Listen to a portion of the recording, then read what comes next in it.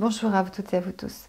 Je viens dans cette vidéo aborder la notion, on va dire, de la perte du nom d'âme. C'est quelque chose qui m'a complètement bouleversée quand il y a 12 ans de cela, suite à une expérience. Donc je ne vais pas répéter tout cela puisque dans ma chaîne, beaucoup de vidéos relatent mon expérience. Lorsque j'ai été confrontée, donc il y a 12 ans, à des voyages astro qui ont duré 18 mois chaque nuit, j'ai pu donc visualiser, on m'a montré en tout cas, en cours d'initiation en réalité, la source et la structure même de la source à travers les différentes familles d'âmes que j'expose dans les vidéos qui constituent cette chaîne. Il y a eu donc, suite à cette initiation et suite à ma guérison d'une maladie auto-immune, un protocole de soins donc, qui a émergé, qui a vu le jour.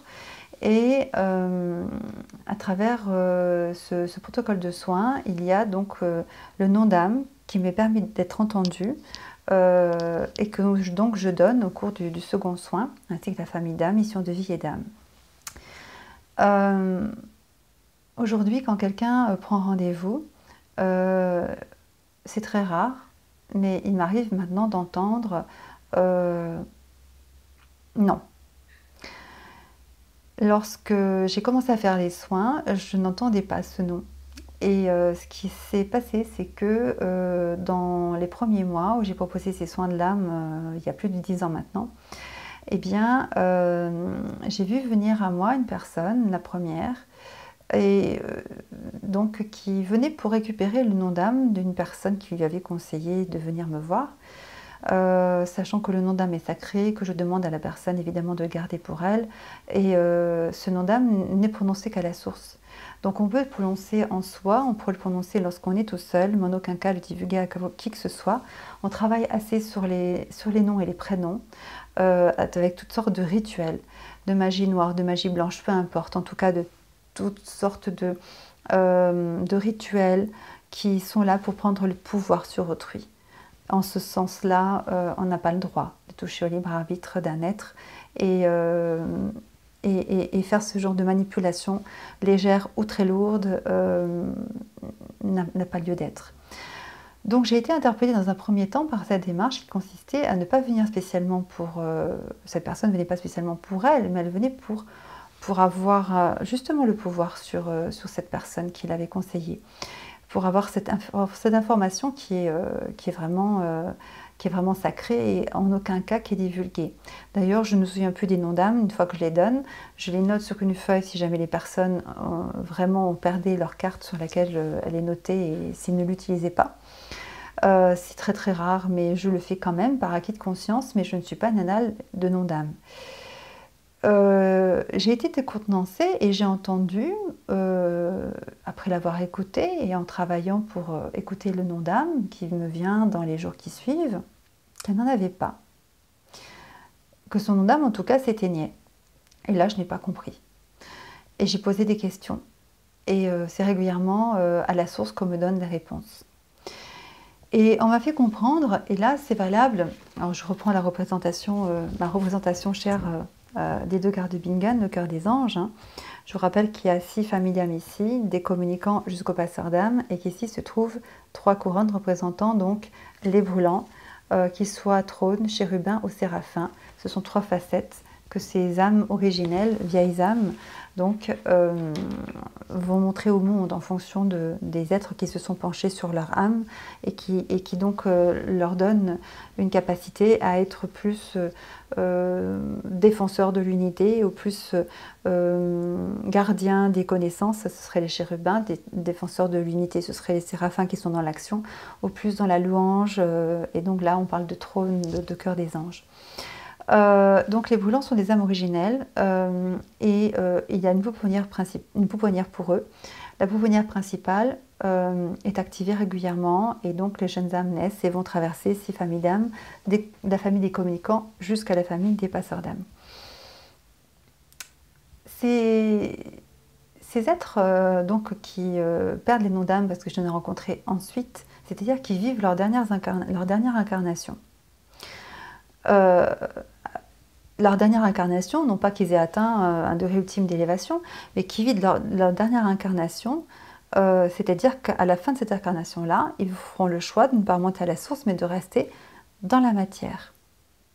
C'est quelque chose qui m'a fait frémir il y a quelques années, et malheureusement que j'ai pu partager avec d'autres personnes soignantes, et que j'ai pu comprendre, parce qu'on me l'a fait comprendre et on me l'a montré. À partir du moment où, j'ai parlé dans une vidéo précédente de Magie Noire, à partir du moment où on parle de la source, et là je vais faire référence à ces 6 premières familles d'âmes.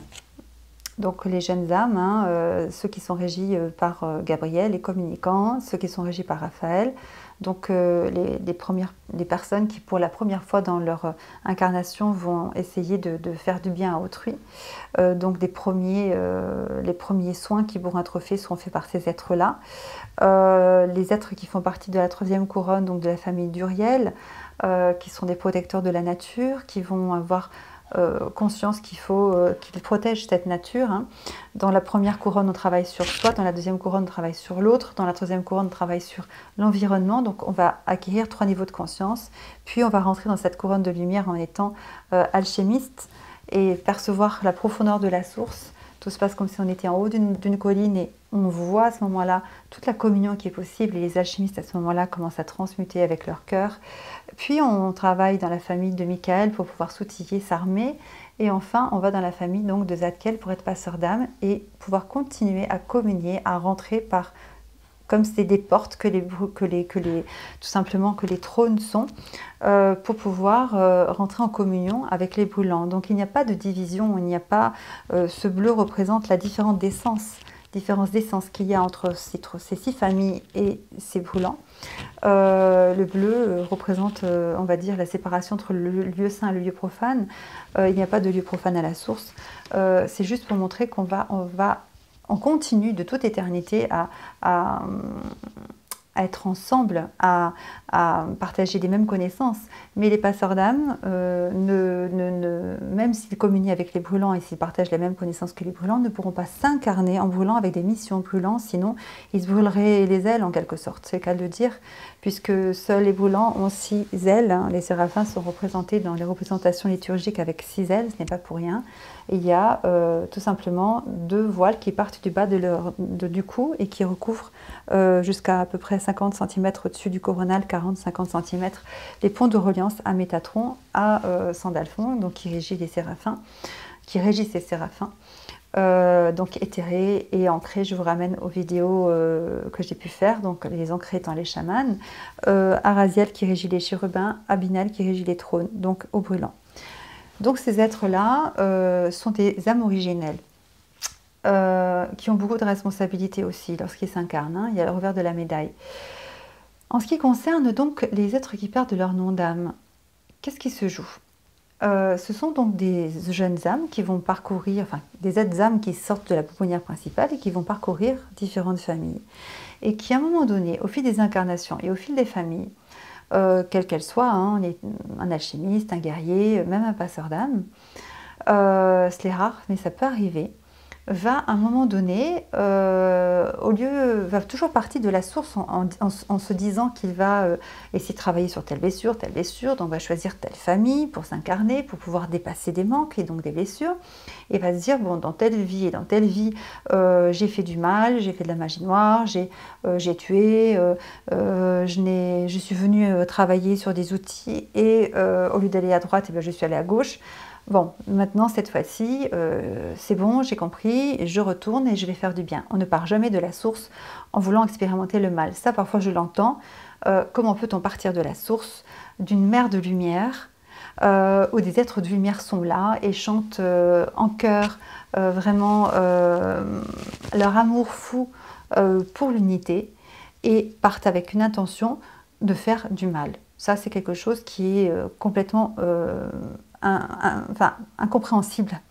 Donc on ne part pas de la source en ayant pour mission on va dire, de faire du mal ou de de travailler sur notre part obscure, comme je l'entends aussi. Là, il y a des films de science-fiction qui ont laissé beaucoup de traces. Par contre, une fois qu'on est dans le monde de l'incarnation, étant donné qu'on est face à notre libre arbitre, eh bien sûr que on peut choisir le bien ou le mal, mais on ne part jamais de la source avec une mission qui consiste à faire du mal. Ça, c'est impossible. Donc, pour les personnes qui vont expérimenter au fil des vies, qui vont être séduits par le mal et qui vont faire du mal, qui vont, eh bien, tout simplement, au lieu de travailler sur des blessures, eh bien, être séduits par tout simplement les entités qui sont ici-bas, et qui vont se dire plutôt que de finalement travailler sur telle blessure, etc. Je peux avoir facilement cet homme, ou je peux avoir facilement cette position, je peux avoir facilement, je ne sais pas moi, une possession, voilà, un domaine, quel que soit l'objet de leur désir, non pas en travaillant en empruntant la voie du mérite, la voie du dépassement, la voie on va dire, de l'amour, et donc aussi des contraintes qui vont avec, c'est-à-dire qu'on doit travailler sur soi, et parfois, oui, en effet, c'est compliqué, c'est dur, c'est un travail qui demande de la foi, qui demande, on prend notre bâton de pèlerin, on tombe, on se relève, on avance, on est aidé par les êtres autour de nous. Et il y a ceux qui prennent des raccourcis en quelque sorte en étant séduits par le mal et en signant des pactes en quelque sorte et en pratiquant donc des rituels de magie noire. Et ils vont le faire une fois, et ils vont le faire 2 fois, et ils vont le faire 3 fois au cours des différentes vies. Et au bout d'un certain temps, c'est vrai que c'est plus facile pour avoir quelque chose. Il suffit d'utiliser un rituel et ça y est, on va pouvoir utiliser un être comme un pantin et avoir exactement ce que l'on souhaite. Donc il y a des êtres qui seront toujours réticents à le faire en disant mais on ne peut pas, on n'a pas le droit, c'est sacré, on ne peut pas toucher à l'intégrité d'un être. Et l'amour ne s'achète pas, donc moi je n'ai pas envie de vivre auprès d'un être que je vais envoûter. J'ai envie que cet amour vienne à moi et qu'il me choisisse. L'amour est libre, c'est justement ce qui est beau dans l'amour, c'est que on ne peut pas forcer un être à nous aimer, c'est un choix que d'aimer. Mais pour des êtres qui vont être confrontés à cela régulièrement et qui feront ce choix-là, et qui vont remonter à la source, et qui vont à chaque fois, puisque on ne nous juge pas, c'est notre âme qui va passer à travers la lumière christique et qui va pouvoir voir la différence entre la mission qu'elle s'est donnée et ce qu'elle a pu vivre dans le monde de l'incarnation et voir le décalage. Si cela correspond à ce qu'elle s'était fixé comme objectif, c'est bien, elle va pouvoir repartir en travaillant sur d'autres points. Si il y a un décalage, c'est-à-dire si elle a largement réussi, elle va être, on va dire, remplie de joie, elle va être en extase, cette âme. En traversant cette lumière si pure qui nous transperce, la lumière de Christ. Si en remontant, par contre, eh bien, l'âme se rend compte qu'entre l'objectif qu'elle s'est fixé et ce qu'elle a pu tout simplement vivre dans le monde de la matière, elle est bien en deçà de ses objectifs, eh bien, il faudra un certain temps pour remonter, notamment si elle a pactisé avec le sombre, si elle est sombre, cette âme, eh bien il va falloir un certain temps pour remonter et pour pouvoir revenir, donc pour pouvoir faire le point, pour se juger et pour pouvoir repartir dans le monde de l'incarnation, avec comme objectif toujours eh bien, de faire du bien.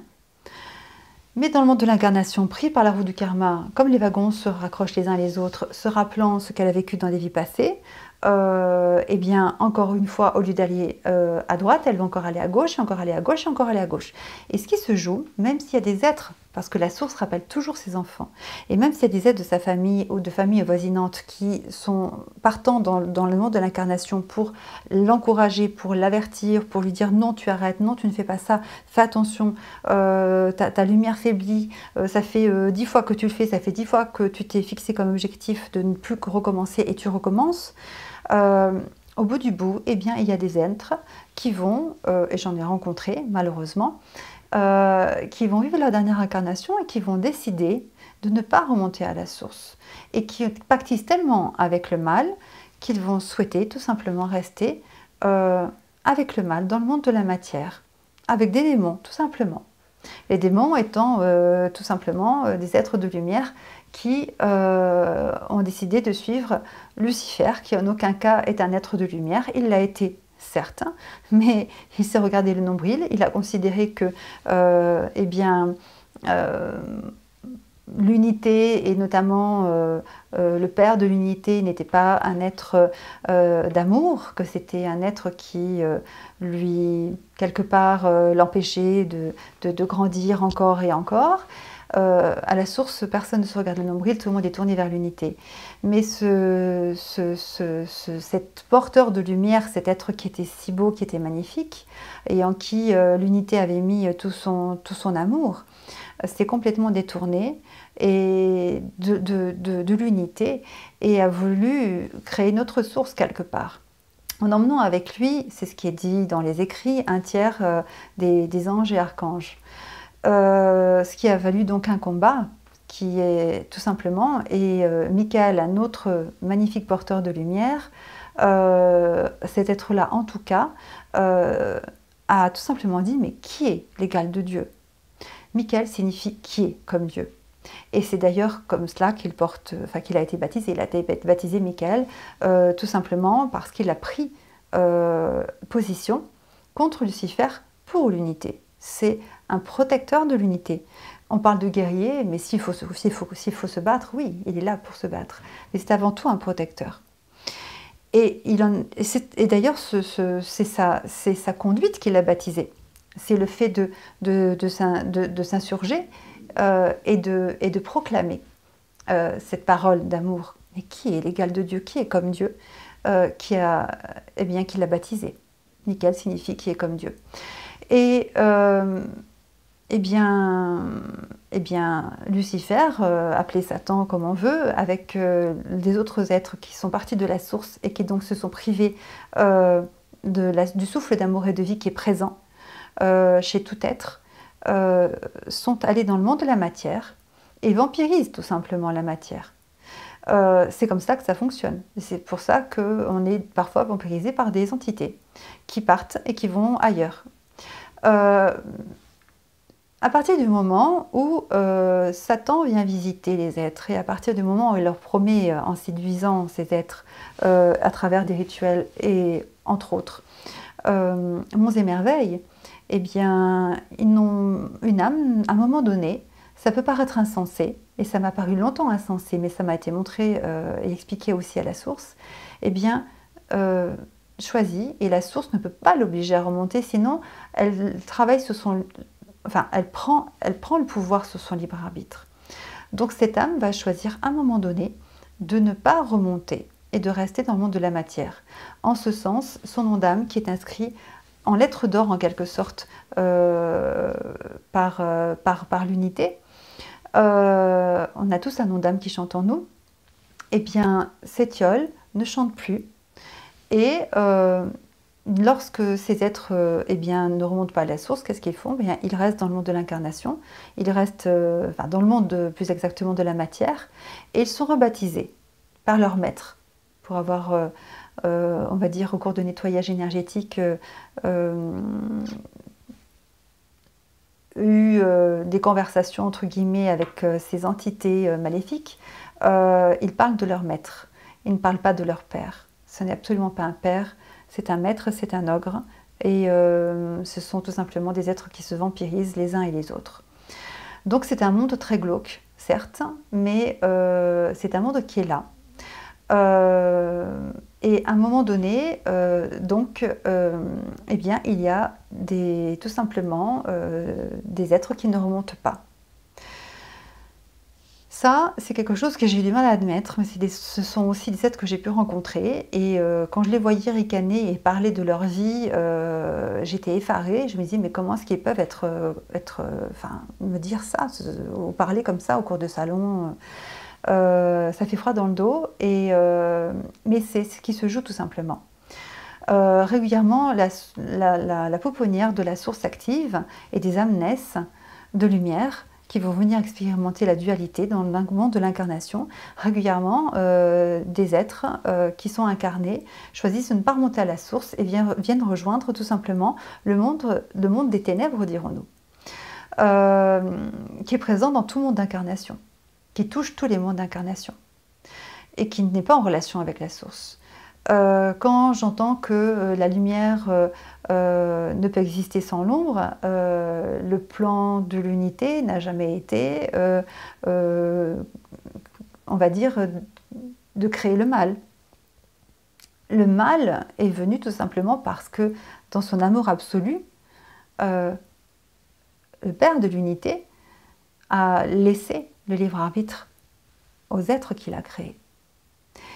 Et il était incroyable de penser que dans ce libre arbitre, un être pourrait à un moment donné eh bien, ne pas choisir de donner son amour pour la collectivité, mais garder cet amour pour lui, s'en remplir et s'en enorgueillir. Ça, c'est tout simplement, on va dire, le résultat de ce qui s'est joué, qui aurait pu ne pas se jouer, mais qui s'est joué. Mais la lumière n'a pas besoin du mal. La lumière n'a jamais eu besoin du mal. La lumière n'a jamais intentionné le mal. Et le mal, c'est tout simplement, ou le sombre, c'est l'absence de lumière. C'est tout simplement ces êtres qui se sont retirés de la source pour aller dans le monde de l'incarnation. Et les âmes vont aller visiter la dualité, ça oui. Parce qu'au final, l'amour, c'est un choix. Et le but de nos incarnations, c'est évidemment d'arriver à choisir l'amour, d'arriver à choisir d'être meilleur. C'est toujours évidemment avec un bâton de pèlerin que l'on avance sur un chemin. Mais sinon, on va dire, mériterions-nous à aimer si ce n'était pas un choix, si ce n'était pas un chemin de vie, si ce n'était pas une succession d'épreuves qui parfois nous font perdre foi, nous font dire « mais est-ce que Dieu existe? Est-ce que c'est possible ?» Bien sûr qu'il existe et bien sûr qu'il va se servir du mal et des preuves pour nous faire grandir. Mais il va toujours nous tendre la main. Et il nous attendra toujours. Christ a soif de nous, le Père a soif de nous, l'Esprit Saint a soif de nous. Il n'y a que, on va dire, que l'homme, dans sa liberté, qui peut choisir de se tourner ou pas vers l'unité. Parce que lorsqu'il est dans le monde de l'incarnation, il peut en oublier finalement, il peut oublier qu'il est un enfant divin. Donc cela, c'est ce qui se joue mais j'entends souvent, je suis partie de la source, avec la mission de faire du mal, je viens expérimenter ma face sombre. Au cours d'une incarnation, on vient expérimenter, on part toujours avec l'objectif de faire du bien.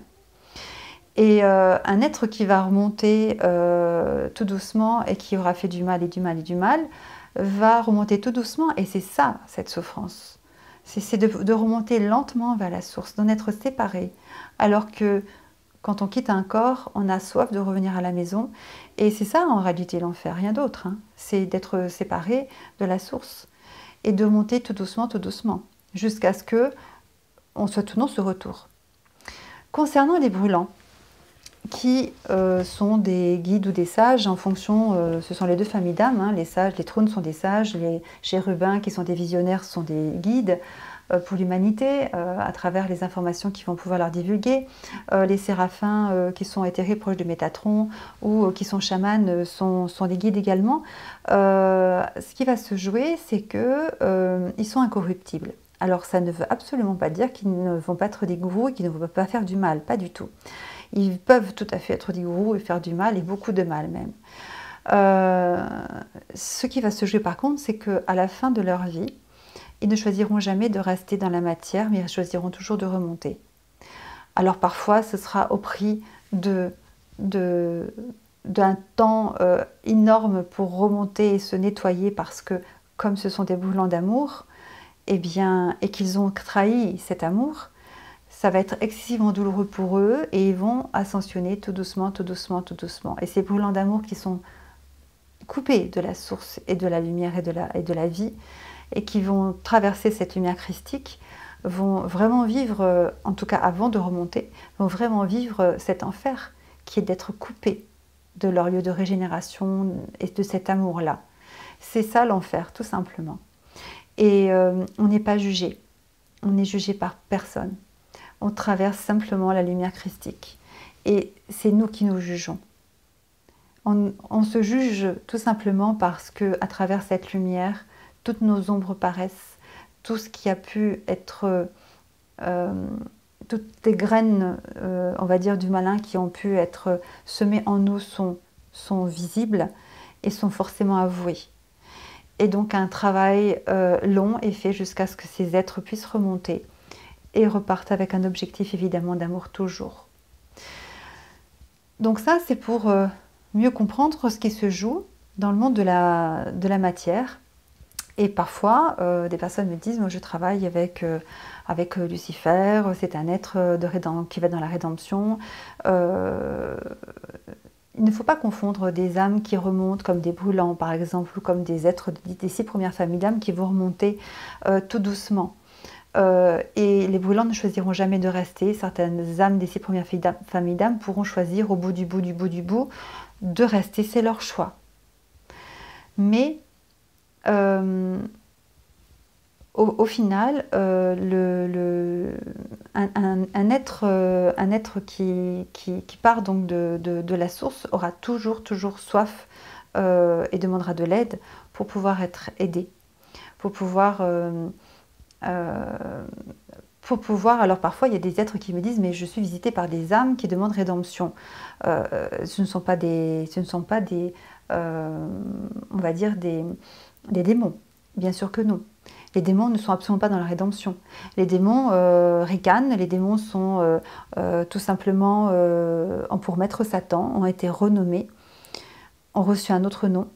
Et les âmes qui sont dans la rédemption sont des âmes qui demandent à remonter et qui parfois demandent l'aide pour des brûlants de brûlants ou pour des 6 premières familles d'âmes, des êtres, l'aide d'êtres qui sont là et qui peuvent être des passeurs d'âmes, qui peuvent être des brûlants, qui peuvent être des êtres en tout cas outillés pour les aider à remonter.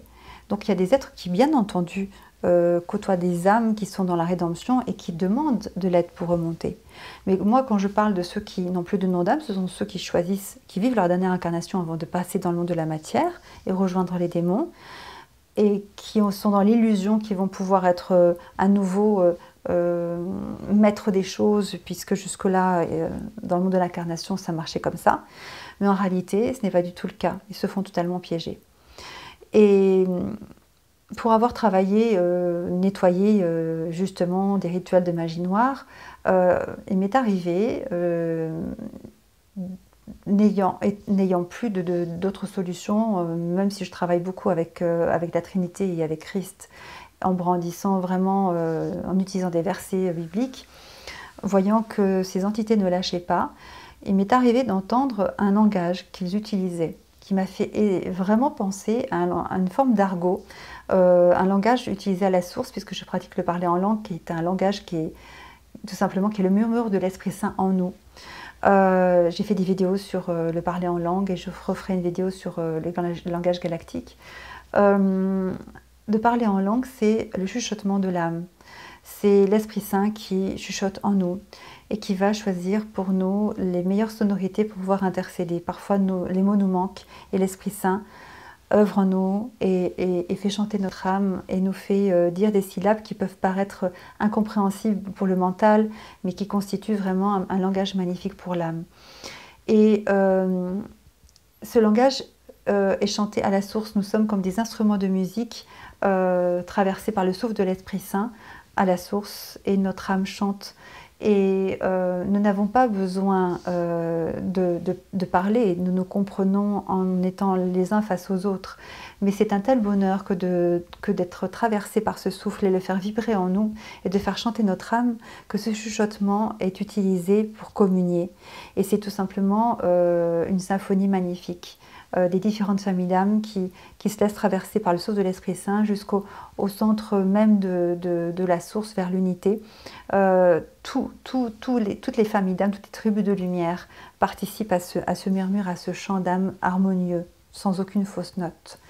Ce chant de l'âme, eh bien, on va dire les êtres qui ont suivi Lucifer parler, ce langage tout simplement, comme des personnes qui éventuellement pourraient avoir quitté un pays et oublié le langage, ou à force de ne plus l'utiliser, tout simplement, on oublierait les sonorités ou la syntaxe. J'ai tout simplement reconnu à parler en langue, mais très mal parlé, avec des sonorités très laides. Et je me suis dit, mais c'est incroyable, ils ont en eux le langage de la source complètement fourvin, complètement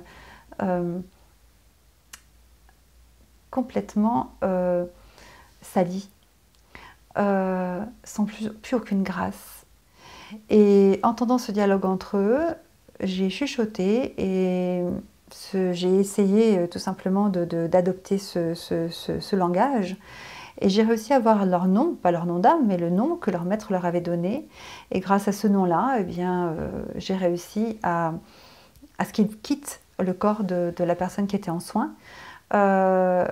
Donc c'est vraiment tout un réseau sombre. Quand des personnes me disent je combats Satan, on n'est pas de taille à combattre Satan. Par contre, ces sous-fifres, oui, ça, très souvent. Et on sent tout simplement quand on est en relation avec ces êtres qui ont choisi donc de rester loin de la source et qui ne veulent pas entendre parler.